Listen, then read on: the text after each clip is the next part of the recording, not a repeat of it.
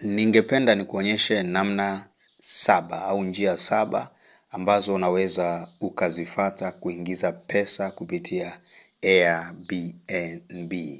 Na hii ni njia rahisi kwa sababu ni very easy, uhitaji kutumia masaa mengi. Okay, unahitaji kuwa na kompyuta yako, unahitaji kuwa na maarifa haya ambayo ni baadhi na kufundisha, lakini pia darasani tunafundishana vitu vingi zaidi.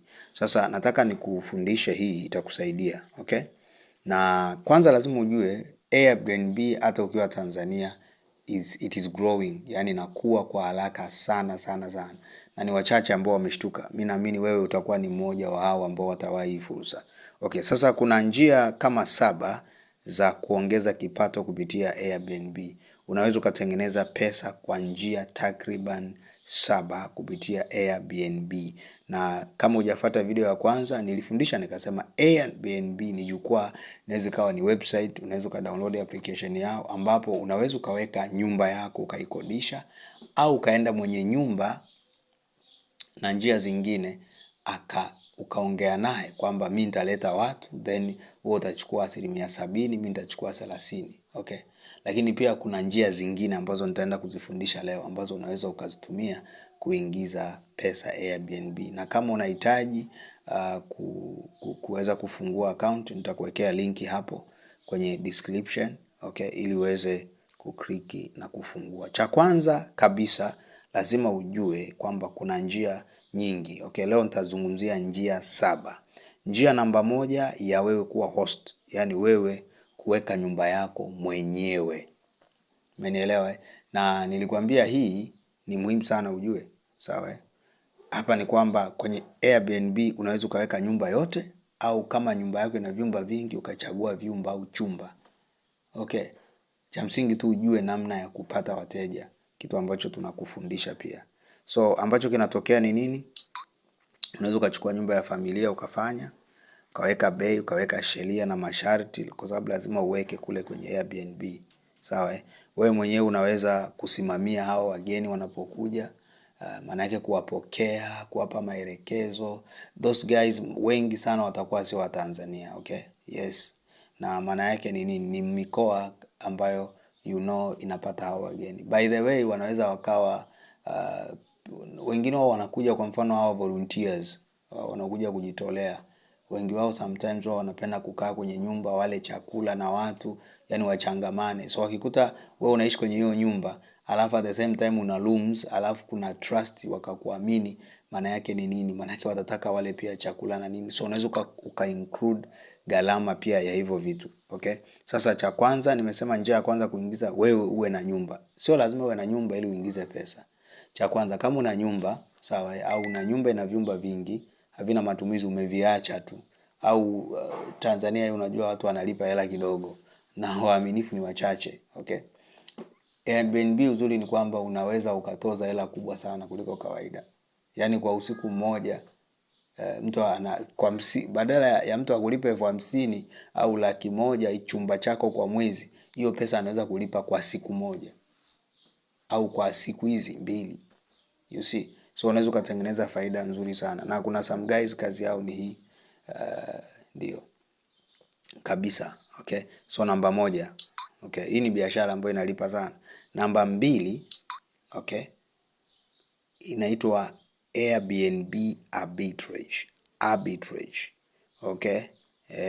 Sasa hii unakodisha nyumba au apartment kwa mkataba wa muda mrefu. Yani wewe unachofanya hivi, unaenda unakodi nyumba nzima. Alafu kisha kodi ile nyumba nzima kwa gharama fulani, labda kwa mwaka mzima, unamlipa yule jamaa na kuachia ile nyumba. Alafu unaongea naye, sasa lazima umwambie kwamba hii nyumba nimekodi, lakini mimi mwenyewe nitakodisha watu. Asije akawa anaona watu wanakuja na kutoka, akaanza kujiuliza hii nini tena, okay? So kinachotokea ni nini? Ukishalipia ile nyumba, remember hapo hujaenda BNB bado. Ile nyumba unachukua picha nzuri, kwa sababu Airbnb lazima uweke picha ndo. So unatafuta hata photographer, nitakufundisha huko chini. Na wewe mwenyewe ndio unaweza kuwa photographer na ukaona piga hela kupitia Airbnb. Kuna mtu anaitwa Airbnb photographer. Those guys wanatengeneza pesa sana. Unaweza ukawa unaishi mikoa hiyo ya Dar, alafu wala ufanyi hivi vitu. Hujui, Why hujui? Kwa sababu ulikuwa hujui. Ndio maana nakupa haya maarifa. So baada ya kuchukua ile nyumba kwa mwaka kwa mfano, sasa what follows ni kwamba wewe unaenda piga picha zako vizuri, vyumba na kila kitu, unatoa maelezo mazuri, alafu naiweka Airbnb. Ukiweka Airbnb, wewe unajua umelipa kiasi fulani, unajua nikitoza kiasi fulani nitakuwa labda na faida, labda nimechukua kwa $20,000. Okay, ni mfano tu. Lakini ukipiga mahesabu wewe kwa approximately kabisa unagundua nikiweka kwa gharama hii, lakini pia maeneo haya gharama hii ni favorite, nitaingiza labda $40,000 mwisho wa mwezi. So faida labda mwisho wa mwaka, maana faida itakuwa $20,000. So umechukua nyumba, umelipa, umeikodi kwa mwaka labda au miezi 6. Alafu wewe ndo unatafuta wateja tena ambao watalipa bei ya juu. Umenielewa? Hiyo ni njia ya pili. So hiyo yote inafanyika kupitia Airbnb kwenye website yao kule. Okay? Sasa hii kidogo you have to be, unatakiwa kuwa na experience. Okay? Unapaswa kuwa na nini? Na experience, kwa sababu ukikurupuka tu kafanya, my friend, utaingia kwenye hasara. Na lazima pia ujue kusoma misimu, seasons. Namba 3, kusimamia mali za wengine, property management. Sawa? Yes, hapa sasa unasimamia zile listings za watu wengine. Kwa mfano kupokea wageni, kufanya usafi, kujibu email za watu. Kwa sababu kuna moja ya eneo ambalo unaweza ukakosa wateja au watu wakawa wanakuja kwenye hiyo nyumba yako au kwenye hiyo hostel yako, alafu hawarudi tena. Ni yule mtu wanaitaga wa reservation. Yes. Kwa mfano Stone Town, kuna mama mmoja anafanya hii kitu, nilienda pale kumwangalia. Anafanya hii kitu. Changamoto iliyokuwepo ni nini? Yule mtu wa reservation, yule mtu wa ambaye ndo kazi yake ni kusimamia Airbnb na kila kitu, the guy bado kwenye customer care yuko vizuri. So email zinakuja, anajibu short tu. You see? So unakuta unafukuza nini? Wateja. Sasa ukiwa una maarifa hayo, unaweza uka specialize tu peke yake kwenye hilo eneo la kumanage hiyo Airbnb, nitafundisha hapo mwishoni. Au mwingine kama una maarifa hayo, ukaenda unafanya kazi ya usafi, kuwakaribisha wageni na wengine na kazi zingine. Okay? So hiyo ni namba 3. Naomba niende namba 4, kupiga picha za mali. Yaani kuna watu kazi yao anakuwa na kamera yake nzuri, anapiga picha, kwa sababu kinachouza kule, moja ya kipengele ambacho kitakusaidia kupata wateja Airbnb ni picha yako. Yaani picha hata kama ni sehemu nzuri, ukipiga kwa kamera ya kawaida, my friend, watu wakiangalia tu hivyo wanakimbia. Okay? So hiyo ni namba 4, ni muhimu sana. So unaweza kuwa unalipwa kwa kupiga picha za listings. Okay? Namba 5, kutoa huduma za msaada. Ya hizi sasa unakuta kama usafi wa nyumba, labda kuosha mashuka, labda usafiri wa wageni. Yes, traveling tours. Kuna jamaa kazi yao ni hiyo. Zanzibar, I saw them. Kwanza ukishuka tu Zanzibar utakutana nao wengi sana. Kwa sababu Zanzibar, mfano Stone Town, utakutana na wazungu everywhere. You understand? Yes, kwa sababu mara ya kwanza nimeshuka nimekutana nao wengi sana. These guys wanatengeneza hela. Kazi yao ni kuzungusha watalii. Anampeleka Forodhani, anampeleka hapa, anampeleka huko, anamuingiza huko, anampeleka huko. Nataka kuona nini hiki na hiki na hiki. Okay, twende. You see? Anataka labda mashuka ya Kimasai, anataka vitu vya Kiafrika, vyakula fulani. Kuna maeneo, mfano niliangalia mgawa mmoja wa nini ule wa Uturuki. Vyakula vya Uturuki. So wewe lazima kwanza uwe na details na mji. Okay? So unaweza ukatoa hizo huduma. Na those guys they are making money. Kuna jamaa mmoja nimemsahau jina lake, yupo Instagram, anafanya hiyo kazi. Okay? So hii inasaidia sana. Lakini pia hii pia inaweza ikawa, ukiwa na msaada unaweza ukawa kwa sababu wakija unaweza pia ukawa una connect na mahost au wenye nyumba. Alafu wenye nyumba wakawa wanakulipa commission. Yes, kwa kuwaletea wateja. Namba 6, co-hosting. Okay? Ya sasa co-hosting maana yake ni nini? Ni kushirikiana na host. Sawa? Yaani unashirikiana na mwenye nyumba. Si umenielewa? Kusimamia wageni. Sasa hii co-hosting inaweza kawa kusimamia kabisa hadi Airbnb yote, email yote, alafu wewe unaweza usibezi labda kwenye usafi. Okay?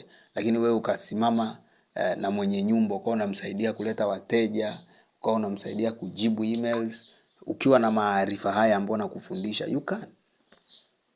kwenye mahostels huko Arusha, Zanzibar, Moshi, Dar, wanatafuta watu kama hawa. Na hawa watu kama hawa ni wachache. Because hii haihitaji elimu my friend. Unahitaji tuwe mtaalamu. Tengeneza profile yako vizuri, ujue kujielezea na lugha. Ukishajua lugha mambo yamekaa vizuri. Especially kama unataka kukaa kupokea. Lakini huku Airbnb unahitaji lugha rafiki yangu. Okay? So hicho ni kitu cha msingi. So unaweza kulipwa 20% hadi 30% ya mapato yanayopatikana, na hii wala usitoke jasho.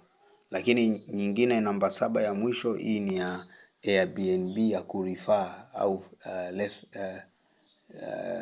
nini wanaita kurefer, referrals, okay?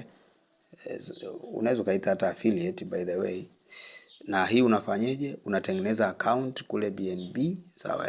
Alafu unafanya kama ninavyofanya mimi mfano hapa YouTube, then unaweza kuweka link hapo chini au kwenye blog au Instagram, sawa? Ukishakuwa maarufu hata wakakuamini, maana yake those guys watafungua watajiunga Airbnb wenye nyumba, wakifanya mambo yao, then unalipwa. Of course kwa Tanzania kidogo ya nyumba kidogo nimeona iko restricted, lakini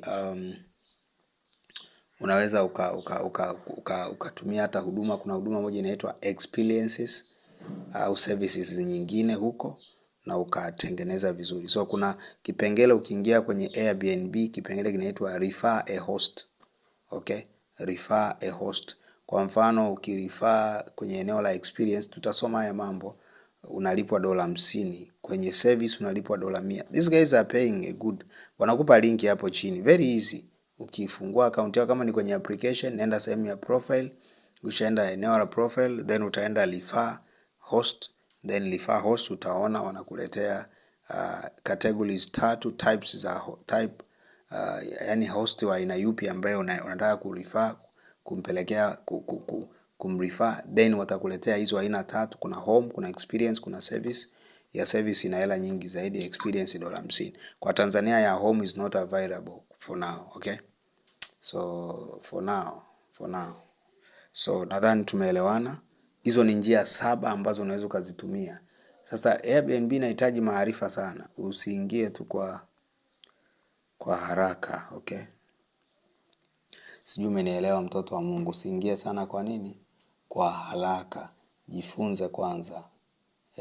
Unaweza kaingia darasani ukafundishwa vizuri kabisa, zenu ukaingia. Kama upo kwenye mikoa ambayo nimekuambia, maana yake ni very friendly kwako kutengeneza faida kwenye hii biashara. Kwa sababu ukisha kuwa tu assured, yani my friend, ukishafika hatua ukaaminika, watu wakakurate, ratings zako zikawa juu, maana yake hiyo ndo yani umeshatoboa. Umenielewa? Cha msingi usiwe mwizi tu. Sio muuni maneno mengi, Kiswahili kingi. Lazima kwanza ujue behaviors, tabia za wateja wako. Yani ongea, yani kuna vitu mfano wazungu ukiongea tu anajua hapana, huyu mbabaishaji. Nilikuwa namsikiliza dada mmoja wakati anazungumza na wale wazungu, aliweka upload ile maelekezo aliyokuwa anazungumza nao, kwa sababu walitaka waone. Kwa hiyo wakati anaongea nao, sasa lugha alizokuwa anatumia, yani unaona kabisa anawatia wasiwasi. Yani anawatia wasiwasi. Alafu na wazungu ni kama wanakaa kimya. Ndani mwake wanasoma tu, this guy is not serious. This guy is not serious. This guy is not serious. So lazima ujifunze hicho kitu na kitakusaidia. Wakisha kuamini, I'm telling you, maana yake watakuwa kila wakitaka kuja wanakutafuta. Cha msingi tu usiwe muongo pia. Gharama pia ya mahali ambapo unataka kurent paendane na palivyo, okay? Kwa sababu kama utatumia gharama, utawatajia gharama kubwa, alafu na eneo jenyewe ni dogo, au eneo aliendani na hiyo gharama, hawatarudi tena, watalalamika sana. Lakini kuna vitu vingine watu nahakikisha vinakuepo, wifi na vitu vingine. Hivyo ni muhimu sana wakija. So anakuja anauliza kuna wifi my friend, haipo. So hata kama ni nyumbani hakikisha una nini, umenunua wifi. Hata tu hizi za Lux na ngapi hizi ambazo unalipa 70 mwisho wa mwezi, au zile ya fibers, inakuwa vizuri by the way. Inakuwa ina faida. Uzuri hata hiyo 70 ni unlimited. So watatumia mpaka watachoka kwa mwezi. Nadhani hii ni fursa ambayo Tanzania wengi wanapaswa waijue. nimekuletea ili uifanyie kazi. Nikutakie siku njema. 0754958520